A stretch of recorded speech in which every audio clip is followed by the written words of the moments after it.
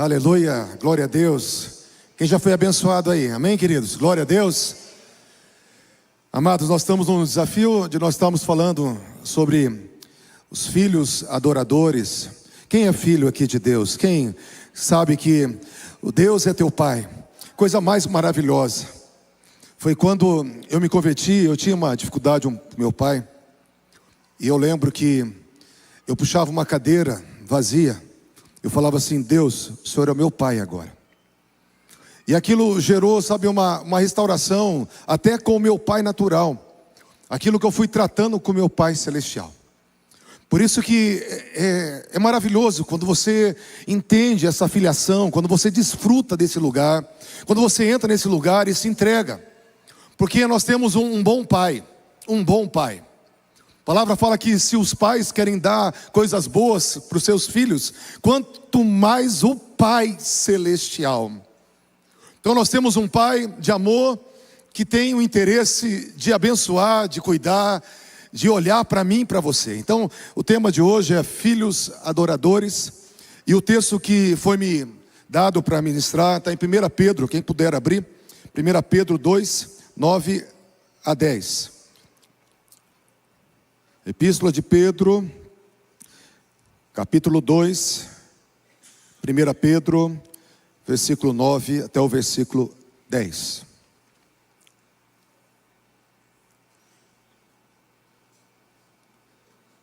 Quem achou, diga amém. Quem não achou, diga misericórdia. Tem que ser mais rápido, irmão, em nome de Jesus. Amém? O relógio não perdoa, gente. 1 Pedro 2, 9 a 10 diz assim: Vós, porém, sois raça eleita, sacerdócio real, nação santa, povo de propriedade exclusiva de Deus, a fim de proclamardes as virtudes daquele que vos chamou das trevas para a sua maravilhosa luz. Vós, sim, que antes não erais povo, mas agora sois povo de Deus, que não tinhais alcançado a misericórdia, mas agora alcançaste a misericórdia.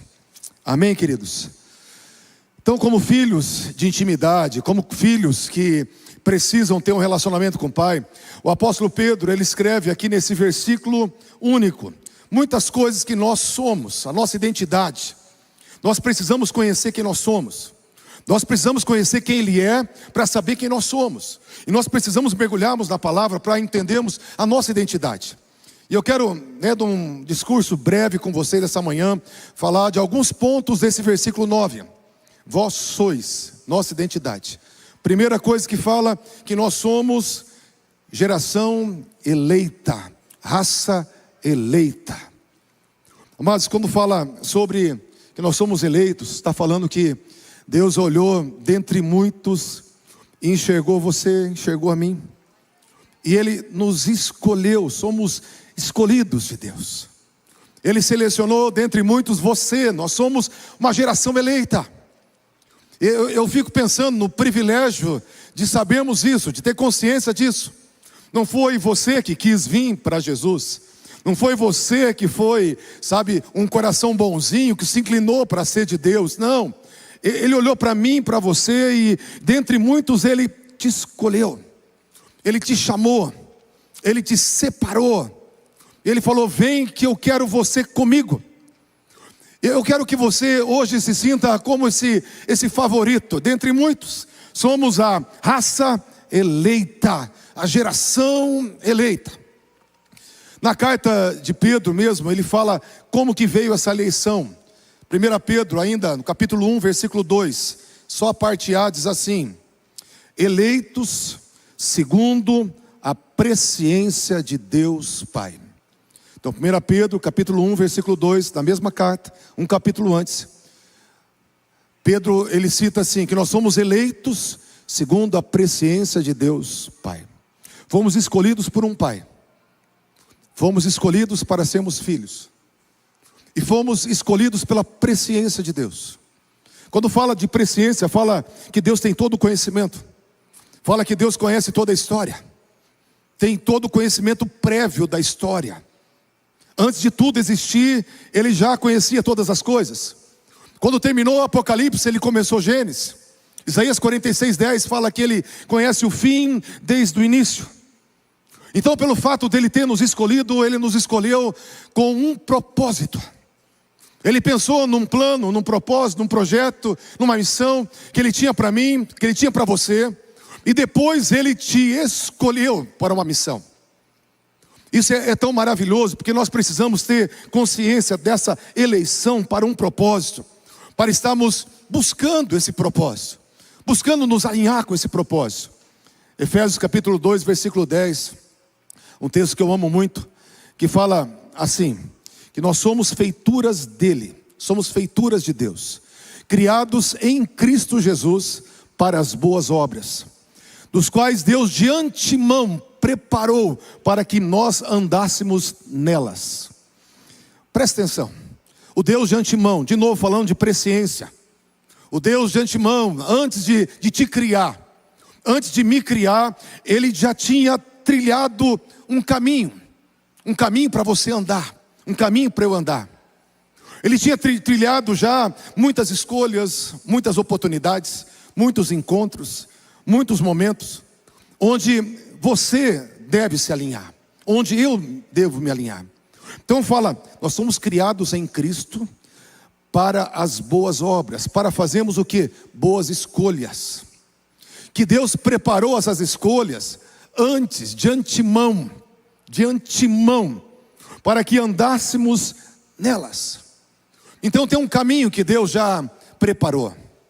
Muitas vezes a gente acha que vida cristã é o seguinte: Deus vem abençoar a minha vida. Amém. Ele quer abençoar a sua vida. Mas Deus, Ele quer muito mais do que isso. Ele quer que você se alinhe com aquilo que Ele já preparou para você.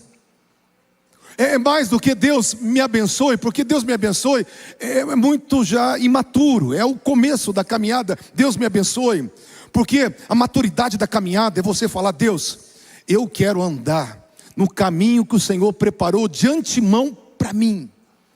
Esse caminho que já foi abençoado. Mais do que eu pedir a bênção, eu tenho que entrar, me alinhar com esse caminho que foi abençoado. Antes do Senhor me criar, antes do Senhor me colocar nessa terra, o Senhor já tinha um caminho para mim. Queridos, isso traz assim uma consciência que nós não só somos escolhidos, mas somos escolhidos para um propósito, e nós temos que nos alinhar com esse propósito. Nós temos que nos alinhar com esse propósito. Isso traz para nós um senso de significado. Eu tenho sim um valor, mas ao mesmo tempo me traz que eu tenho um propósito. Que eu não vim só para vir para a igreja, para batizar e para dar os meus dízimos e cultuar de domingo, não. O meu propósito é muito mais além do que isso. Tem um caminho, tem escolhas que Ele já preparou, tem um compromisso que Ele já preparou, tem oportunidades que Ele já preparou de antemão para mim, antes de eu ser criado. Amém, queridos? Fala que nós somos geração eleita, mas somos também sacerdócio real. Quando fala de sacerdócio real, fala de duas funções de identidade: sacerdotes e reis. E como sacerdócio real, eu quero falar primeiro sobre o sacerdote. Quem era o sacerdote? Em todas as religiões tem um sacerdote. O sacerdote nada mais é que um representante daquele Deus, daquela divindade. Nós, somos sacerdotes desse Deus. O sacerdote, ele era o mais íntimo. No reino sacerdotal, desde a antiga aliança, como na nova aliança, o sacerdote, ele representa o povo diante de Deus. Porque um dos papéis fundamentais do sacerdócio é a intercessão. Se você quer conhecer o que Deus tem para você, você tem que ser um homem, uma mulher de oração. Tudo começa na oração. A identidade sacerdotal está falando sobre uma vida de oração. O sacerdote, ele orava. Ele tinha que ter familiaridade não só com as coisas sagradas, mas com o Deus sagrado. A palavra-chave para o sacerdócio era intimidade. Nós nascemos para intimidade. Você nasceu de novo para ter intimidade com Deus que você serve. Da mesma forma que um sacerdote tinha uma intimidade privilegiada, nós temos uma intimidade privilegiada. Assim como o sacerdote, ele tinha um compromisso maior com essa função. Nós todos somos um reino sacerdotal. Não é só quem está na ponta, aqui na frente, que tem que ser os sacerdotes da igreja, não. Queridos, todos nós somos um reino sacerdotal. É por isso que cristianismo sem relacionamento não passa de uma religião vazia. Porque nós somos chamados para esse relacionamento de intimidade. Amém, amados? E o sacerdócio real.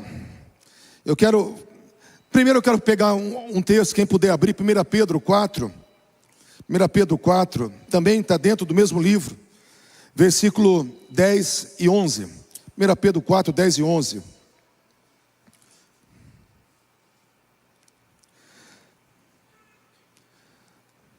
Amados, eu quando as pessoas me perguntam, pastor, qual é o meu chamado? Eu falo assim, ó, o primeiro chamado teu é você ser um intercessor dos planos de Deus. Um intercessor da sua família, um intercessor da sua igreja, um intercessor da sua cidade, um intercessor daqueles que sofrem, um intercessor daqueles que Deus coloca no teu caminho. Se você quer descobrir um propósito da tua existência, entra no quarto secreto e aumenta o tempo de oração. Porque você nasceu para estar nesse lugar. Você nasceu para se render a esse relacionamento. Você nasceu para ter intimidade com Deus dos céus. Amém?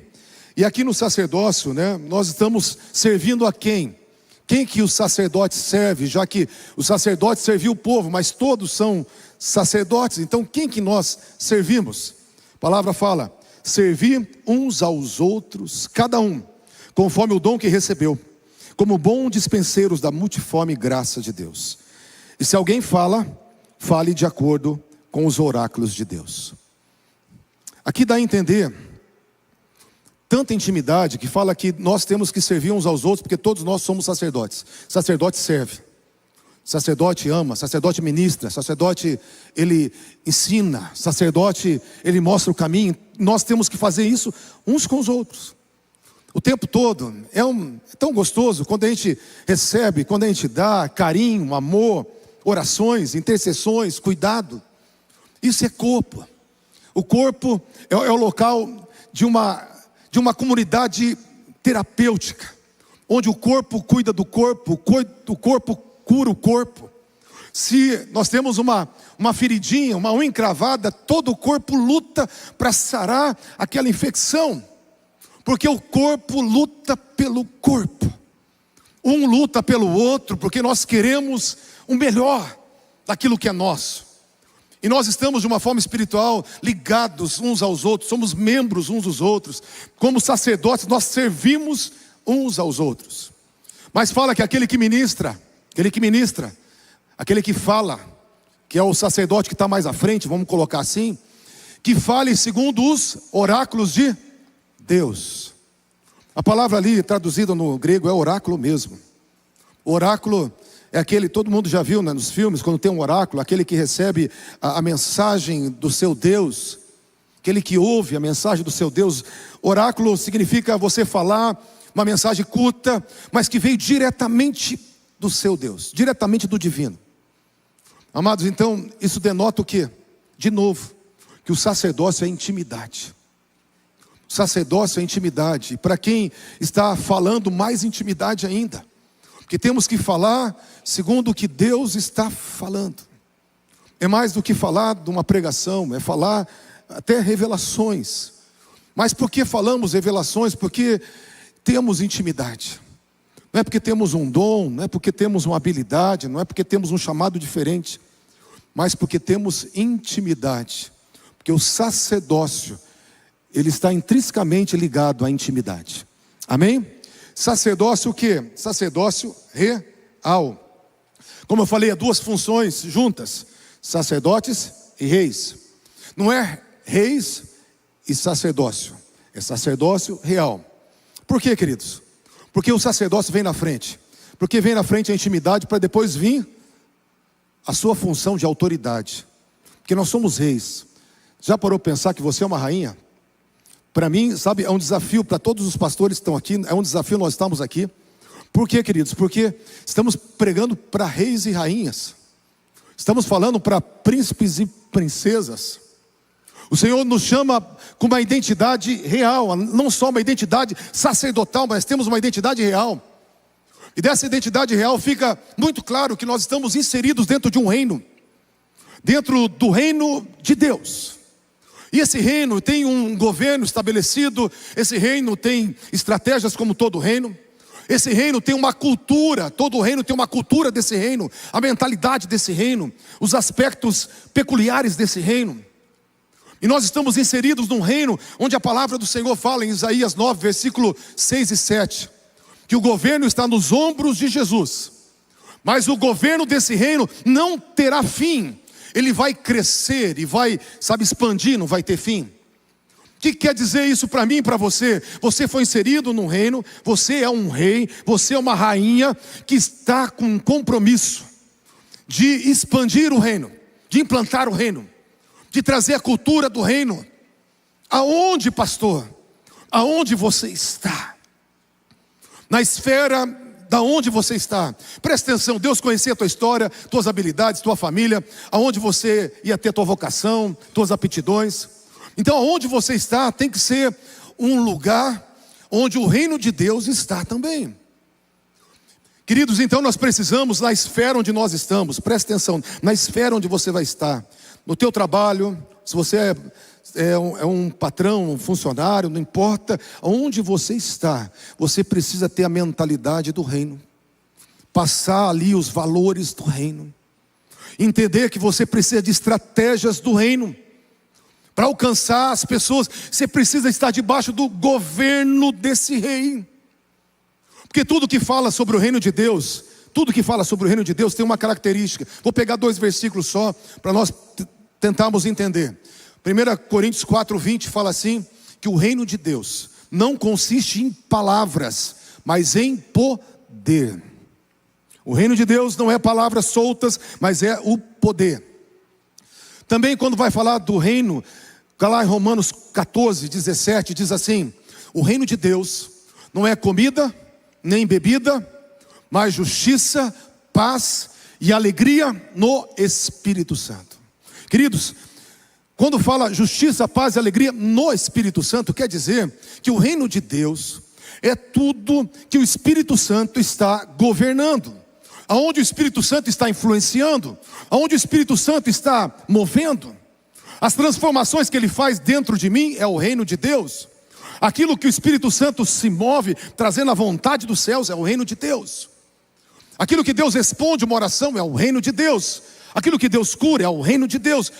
Todo mover sobrenatural de transformações, de resposta, ali está o reino de Deus. Porque o reino de Deus é onde o Espírito Santo está governando. É a justiça do Espírito Santo, é a paz do Espírito Santo, é o caráter do Espírito Santo, é o amor do Espírito Santo, é os feitos do Espírito Santo. Por que o Espírito Santo, queridos? Porque o Espírito Santo veio para continuar o ministério de Jesus. E Jesus veio pregar o quê? O reino de Deus. Ele falou, diga para as cidades onde vocês forem, para as aldeias, está próximo o reino de Deus. E muitas vezes falou, chegou o reino de Deus. Então Jesus veio pregar o reino, ensinou os discípulos a pregar o reino, e nós continuamos pregando o reino de Deus. Amém, queridos? Mas na tua esfera de atuação, quero que você consagre ela para o reino de Deus. Você é um sacerdote. É lógico, da intimidade vem autoridade. Da intimidade vem autoridade. Mas você precisa ter a intimidade para viver essa autoridade. E para através dessa autoridade entender que você tem um compromisso com o reino. O teu testemunho, as tuas palavras, as tuas estratégias. Se o reino tem que crescer, querido, você tem que pensar o tempo todo, o que eu posso fazer para que o reino de Deus aconteça aqui na minha casa? O que eu posso fazer para que o reino de Deus aconteça aqui, no meu local de trabalho? Sacerdócio real. Amém, amados? Tem um texto que eu queria que você abrisse, 1 Timóteo 6,15. 1 Timóteo 6,15. Porque parece que a gente está falando coisa que não é, né? Então vamos ler um versículo que diz sobre isso. 1 Timóteo 6,15 diz assim, o qual em suas épocas determinadas há de ser revelado pelo bendito e único soberano, o Rei dos reis e Senhor dos senhores. O Rei dos reis e Senhor dos senhores. 1 Timóteo 6,15. Tem várias menções onde fala que o único soberano, ele é o Rei dos reis e o Senhor dos senhores. Fica claro que o rei aqui não é o Trump, não é o Lula, o rei aqui somos nós. Nós somos os reis desse reino, porque aqui está falando do reino de Deus. Não está falando do reino deste mundo, está falando do reino de Deus. E Ele é o Rei dos reis. Então eu quero que você saia desse culto. Se você não lembrar de mais nada, você tem que falar assim: eu sou uma rainha, eu sou um rei, eu tenho uma autoridade. Eu posso declarar, eu posso decretar, eu posso guerrear, eu posso liberar decretos, eu posso liberar palavras autorizadas, eu posso ter ousadia, porque eu recebi uma autoridade, uma autorização para representar o meu Deus como um rei no seu governo, no seu reino. Sacerdócio real, sacerdócio real. Quem está feliz de ser rei e rainha aí? Amém? 90% está feliz, glória a Deus, aleluia. Queridos, o que mais fala aqui?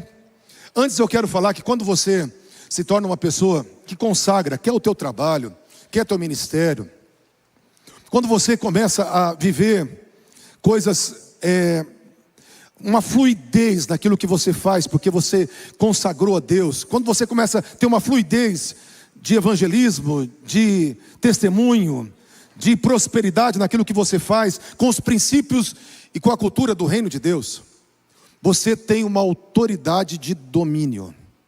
Presta atenção. Tem pessoas que têm autoridade de domínio nos negócios, outros têm autoridade de domínio, sabe, no ensino, outros têm autoridade de domínio, porque entendeu que o seu propósito foi consagrado ao reino de Deus e agora tem uma autoridade. O Espírito Santo te leva a viver coisas extraordinárias naquilo que você faz. Porque você agora tem autoridade de domínio, áreas que você tem uma fluidez no reino de Deus. Eu tenho ficado maravilhado com Deus, porque tem muitas coisas que você pode experimentar ainda do reino de Deus. Eu tenho falado para vocês, né, o ministério que Deus tem nos dado, que nós temos entendido que é para todos, né, o ministério de curas, de milagres. Tem sido algo tão maravilhoso, queridos, tão tremendo. Sexta-feira agora, fui na farmácia comprar um medicamento para um amigo meu. E daí eu estava naquela farmácia, quero dar um exemplo sobre quando você já tem convicção de autoridade, de domínio. Você começa a fluir com tanta leveza. Eu estava na farmácia e tinha uma senhora de uns 70 anos e uma outra na faixa de uns 30 e poucos anos. E a senhora mais nova estava tentando comprar codeína. E ela estava lá pedindo, mas o farmacêutico estava ali relutando para vender por dois motivos. Primeiro, que ela não tinha receita. E segundo, que falou: você vai tirar a dor, mas não vai tratar o problema. E eu estava tomando um chazinho, esperando, todo mundo estava sendo atendido na farmácia. Eu tomando meu chá lá, esperando para ser atendido. E daí a mulher falou: mas eu preciso, eu estou com muita dor. Daí a senhorinha que estava do lado dela falou assim: eu tenho na minha casa, passa lá e você pega um comprimido de codeína. Falou: não, mas a senhora vai ficar sem. E eu falei: Jesus, eu não estou aqui sem propósito. Eu não estou ouvindo essas coisas todas não. Eu já entrei no meio da conversa, eu falei assim: querida, onde que dói? Ela falou assim, que nem na igreja, né? Que nem na igreja. Tomando meu chazinho, querido, onde dói? Ela falou assim, ó: dói aqui no alto das costas, meus braços não consigo mexer, e a minha desceu agora aqui para minha bacia, e eu não estou conseguindo nem andar de tanta dor. E a senhorinha mais velha falou assim: ela é cuidadora, por isso está toda machucada. Eu falei assim: você crê em Deus? Ela falou assim: eu creio. Eu falei: eu posso orar com você? Ela falou assim: pode, aonde? Eu falei: aqui mesmo.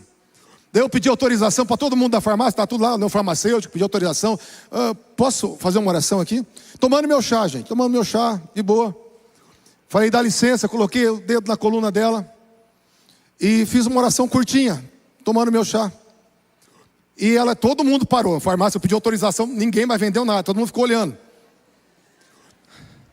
Se Deus não faz, ó, o carão que eu ia passar.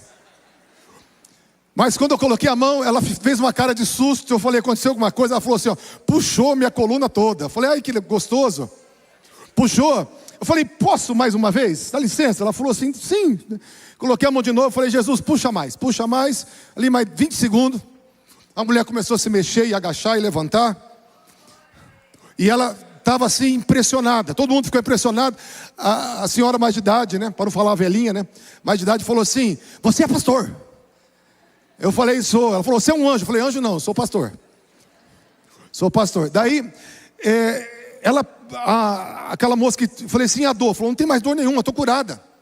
E ela começou a mexer: estou curada, estou curada. E ela perguntou: por que aconteceu isso? Eu falei: porque Deus te ama. Jesus me mandou aqui porque Ele tem um propósito na tua vida e Ele te ama. E Ele te ama.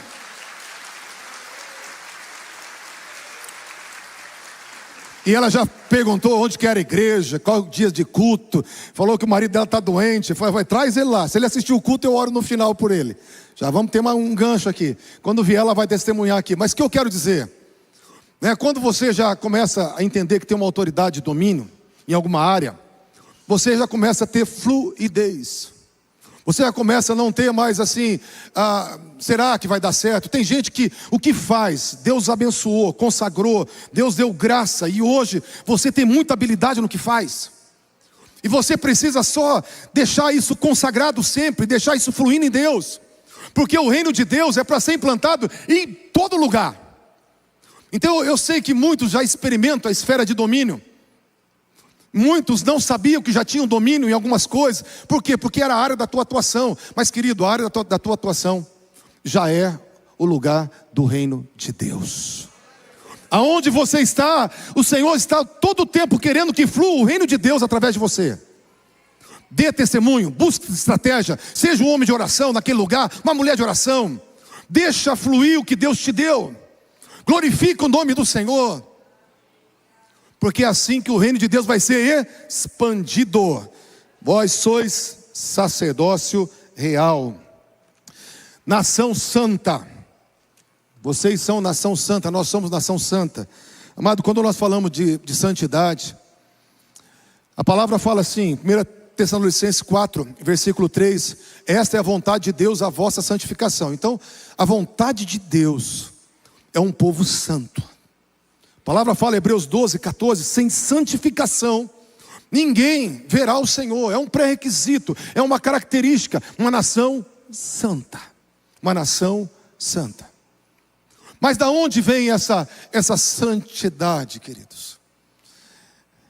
Isaías 6, 3 e Apocalipse 4, 8 vai falar de duas classes de anjos. Primeiro, Isaías 6, versículo 3, os serafins, que estavam diante do trono, viram Jesus no trono. Quando Isaías viu Jesus como rei assentado no trono, os serafins, eles proclamavam uns para com os outros: santo, santo, santo é o Senhor dos exércitos, toda a terra está cheia da sua glória. Quando fala dos querubins que estavam vendo o trono também, os seres viventes, os querubins são aqueles que estão mais próximos do trono, tanto que a arca tinha ali a forma de um querubim em cima, dois querubins em cima da arca, porque os querubins estão mais perto do trono, mais perto da presença. E fala que os querubins, quando eles olhavam para o trono, eles diziam: santo, santo, santo é o Senhor Deus, o Todo-Poderoso, o que era, o que é e o que há de vir. Então nós vemos que aqueles que tiveram acesso para enxergar mais perto do trono, quando chegaram perto do trono, eles não falaram assim: amor, amor, amor. Não falaram assim: justo, justo, justo. Mas quando eles tiveram os olhos abertos para ver a natureza da presença de Deus no trono, a natureza de Jesus no trono, a única coisa que eles conseguem falar: Ele é santo, Ele é santo, Ele é santo, Ele é santo. Ele é totalmente outro, Ele é totalmente puro, Ele é totalmente separado, totalmente diferente, totalmente.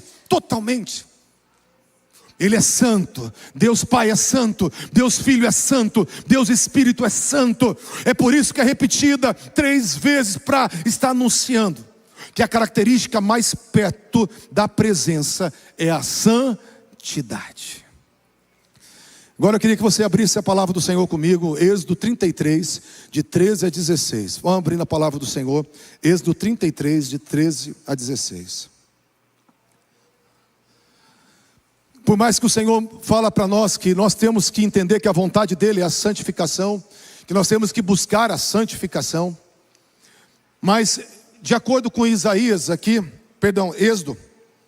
Êxodo 33, 13 a 16, essa santificação não é fruto do esforço, não é fruto da tua vontade, do teu braço. A gente não tem condições de viver essa santificação.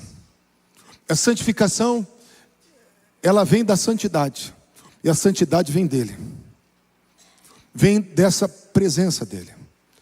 Eu quero falar aqui de um homem que ele relatou como que uma nação poderia ser santa, porque nós somos uma nação santa, está escrito lá, nós somos uma nação santa. E esse homem aqui vai declarar como que essa nação pode ser santa. Êxodo 33, 13. Moisés orando ao Senhor: agora, pois, se achei graça aos teus olhos, rogo-te que me faça saber neste momento o teu caminho, para que eu te conheça, e que eu ache graça aos teus olhos, e considera que essa nação é o teu povo. Respondeu-lhe o Senhor: a minha presença irá contigo, e eu te darei descanso. Então lhe disse Moisés: se a tua presença não vai comigo, não nos faça subir deste lugar. Pois como se há de saber que achamos graça aos teus olhos e que somos o teu povo? Não é porventura em andares conosco, de maneira que seremos separados, eu e o teu povo, de todos os povos da terra. Está aqui registrado uma coisa, para vocês entenderem o contexto. Moisés, ele era um profeta que falava com Deus face a face, e Moisés gostava de estar nesse lugar. Ele não saía da tenda. Quando ele ia para a tenda, a coluna de nuvem descia ali na tenda. Era como um funil, porque em cima protegia a nuvem, mas saía um funil como se fosse um tornado e descia na porta da tenda, e aquela fumaça envolvia Moisés. Moisés, quando subia no monte, a fumaça estava no monte fumegando, clangor de trombeta. Então Moisés, ele ficou apaixonado por essa presença. A hora que ele entrava, a nuvem vinha. A hora que ele falava na tenda, a nuvem vinha. Ele chamou da tenda a tenda do encontro, porque era o encontro com a presença. E aqui nesse momento, o povo tinha pecado tanto, que foi do bezerro de ouro, que Moisés estava com medo de perder a presença. E ele, com medo de perder a presença, falou: Senhor, eu rogo-te, se eu achei graça aos teus olhos, que o Senhor continue andando conosco no caminho, se revelando no caminho, para que a gente continue te conhecendo, que eu quero continuar te conhecendo. Ele estava familiarizado com a presença e não queria perder a presença. E daí Deus respondeu de acordo com aquilo que Moisés estava respondendo: a minha presença, Moisés, vai vir sobre você. A minha presença vai descer sobre você, e ela vai te dar descanso. E Moisés foi mais enfático ainda, com medo de Deus um dia deixar de andar com eles. Falou: Senhor, se a tua presença não for comigo, nós não sairemos deste lugar. Nós não vamos dar um passo sem a tua presença. Moisés estava cultivando a presença. Ele estava apaixonado pela presença. Daí Moisés, ele continuou dizendo: Senhor, por que a presença é importante? Porque é a tua presença conosco. É o Senhor andando conosco, dessa revelação da presença, que nós seremos um povo separado dos demais povos da terra. A presença separa, a presença santifica. Por quê? Porque a presença é santa, santa, santa, santa, santa, santa e santa. O que eu quero dizer, queridos? Se você quer ter mais santidade, você não tem que ter uma força de vontade imensa para fazer coisas. Você tem que ser apaixonado pela presença. Não é o quanto você faz, mas é o quanto de fogo, de paixão pela presença que há de dentro de você. Quanto mais consciência da presença, quanto mais encontros com a presença, mais o Senhor te separa dos demais povos da terra. Ele falou: a nação vai ser separada, a nação vai ser santa, porque o Senhor vai andar no nosso meio, e assim seremos separados dos demais povos da terra. Porque santidade significa separação. Então o que eu quero dizer, amados, às vezes você está lutando aí contra alguma coisa, está lutando contra um pecado, está lutando contra um comportamento. Eu quero te passar uma forma mais rápida de você vencer. Se apaixone pela presença. Busque a presença. A presença vai vir e ela vai tirar o gosto do pecado. Ela vai vir e vai tirar a força do pecado. Ela vai vir e vai te embriagar com prazeres, onde você não vai querer os prazeres do pecado. A presença ela vai vir e vai te capacitar para essa santidade que flui direto dessa essência da presença. Quem via o Senhor e a presença dele no trono, só falava uma coisa: santo, santo, santo. Então quem cultiva a presença vai falar santo. E quando você tem uma revelação de Deus, você começa a ter uma revelação daquilo que você é. E você é uma nação santa. Vós sois uma nação santa. Então, só revisando, vós sois geração eleita, sacerdócio real e nação santa. Para nós estamos quase encerrando, povo de propriedade exclusiva de Deus. Já passei o horário, ninguém foi embora, obrigado, queridos. Uma salva de palmas para vocês aí.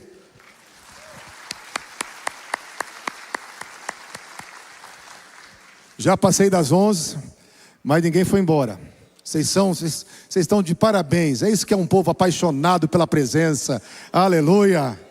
Vão comer mais tarde hoje, mas apaixonados pela presença.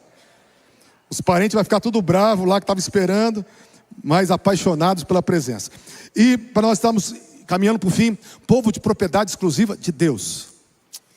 Propriedade exclusiva de Deus. Queridos, nós somos propriedade exclusiva de Deus por dois motivos. Primeiro, porque Ele nos criou. Todo criador, ele tem domínio sobre aquilo que cria, tem a patente. O criador, ele é dono. Então, nós somos propriedades dele. Você tem que entender que a tua identidade está atrelada a Deus ser o teu dono. Você tem que ter uma visão que você pertence a Ele. Primeiro, porque Ele nos criou. Primeiro, porque Ele nos criou. Segundo, porque Ele nos resgatou. Ele tem direito sobre nós, primeiro, pelo poder da criação. E depois pelo poder da redenção. Porque na redenção, nós fomos comprados. Quando o apóstolo Paulo, ele fala lá, 1 Coríntios 6, 18 a 20, ele fala: foge da prostituição, foge da impureza. Todo pecado comete é fora do corpo, mas quem comete porneia, todo tipo de imoralidade, peca contra o seu próprio corpo. Daí ele continua falando no versículo 19: não sabeis que o vosso corpo é templo do Espírito Santo, proveniente de Deus, e que vocês não são de vocês mesmos, porque vocês foram comprados por preço. Portanto, glorifique a Deus no vosso corpo, os quais pertencem a Deus. Nosso corpo, nosso espírito, nossa alma pertence a Deus, porque fomos comprados. Primeiro porque fomos criados, e depois porque fomos comprados. O preço que foi pago para eu ser do Senhor foi o preço da cruz. Ali Jesus estava te resgatando, te comprando. Nós fomos criados, mas Adão nos vendeu, Adão nos deu de graça. A troca de Adão foi absurda.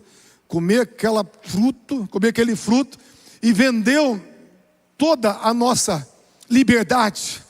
A raça humana perdeu toda a liberdade. Se tornou escrava do pecado, escrava do diabo, escrava do egoísmo, escrava da falência, escravo da morte. Mas Jesus, naquela cruz, falou: eu vou trazer liberdade, eu vou comprar, eu vou resgatar, eu vou tirar das trevas, eu vou tirar das garras do diabo, eu vou tirar do pecado, eu vou tirar da morte, eu vou tirar do inferno, eu vou pagar o preço para comprar aquele homem e aquela mulher. E o preço foi pago para você ser exclusivamente dele, um povo de propriedade exclusiva dele. Nós não somos de nós mesmos. 2 Coríntios 5,14 fala assim: o amor de Cristo. Esse amor de Cristo é que nos constrange. dizendo: um morreu por todos, logo todos morreram.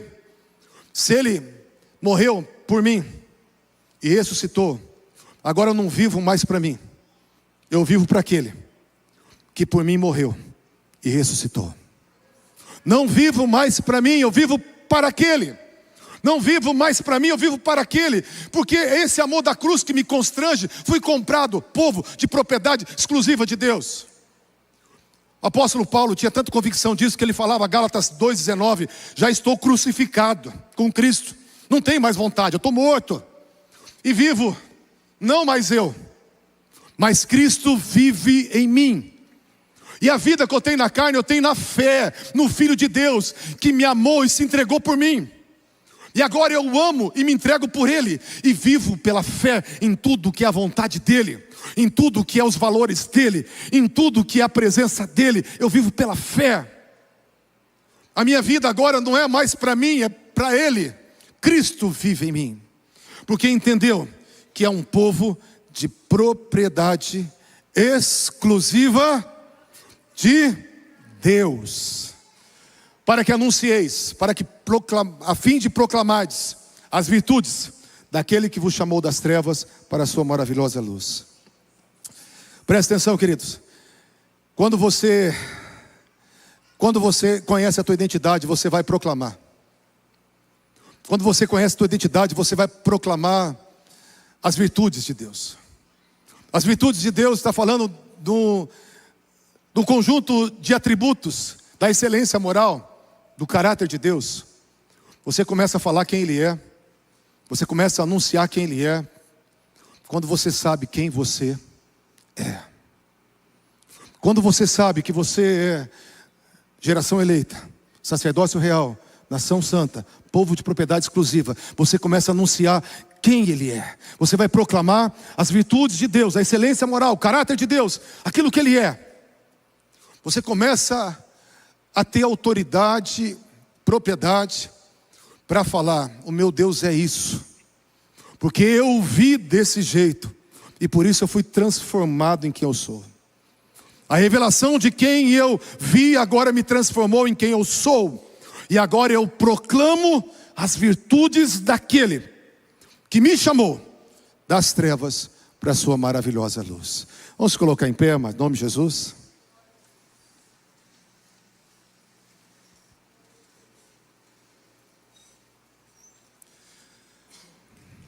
Quero que você feche os olhos, porque você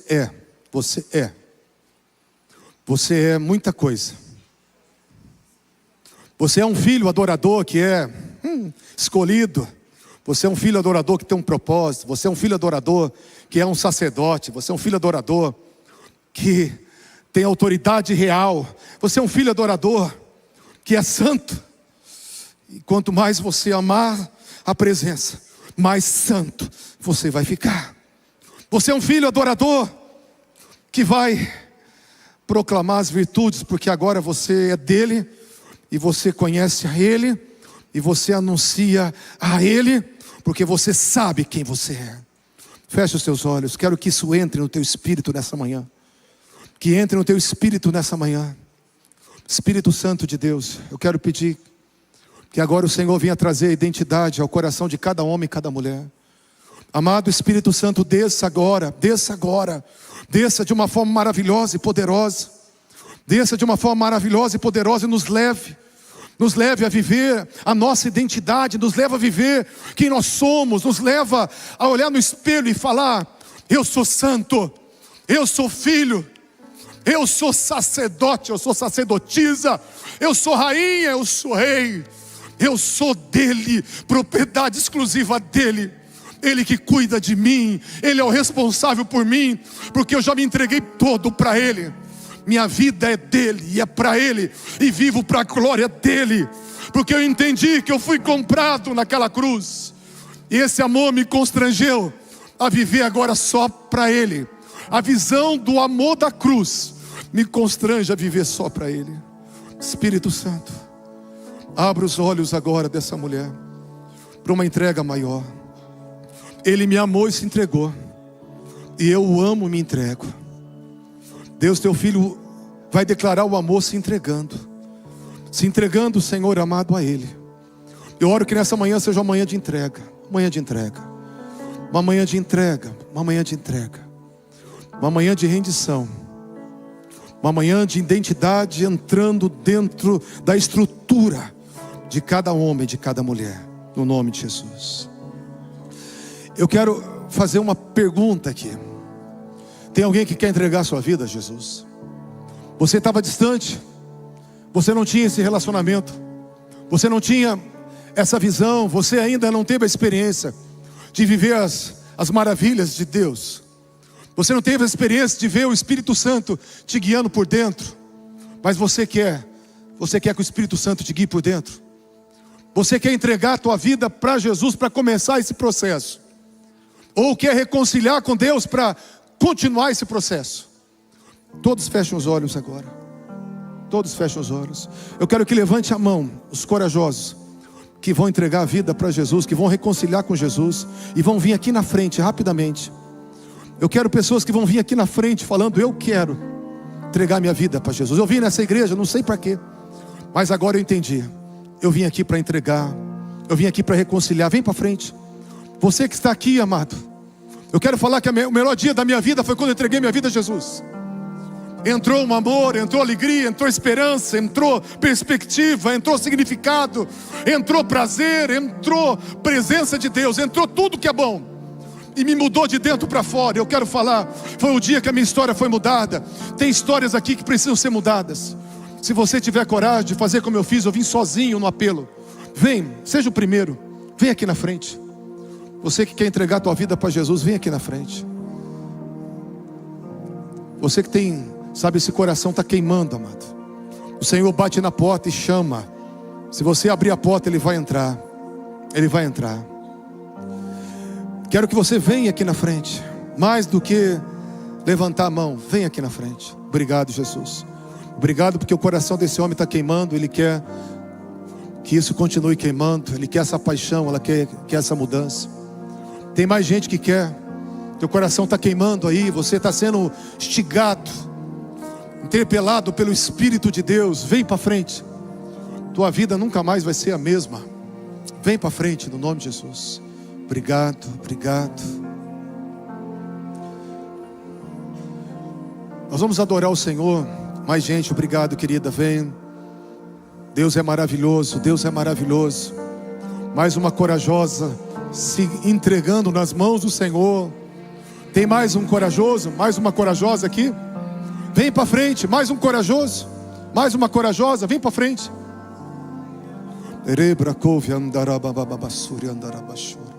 Obrigado, Jesus, obrigado.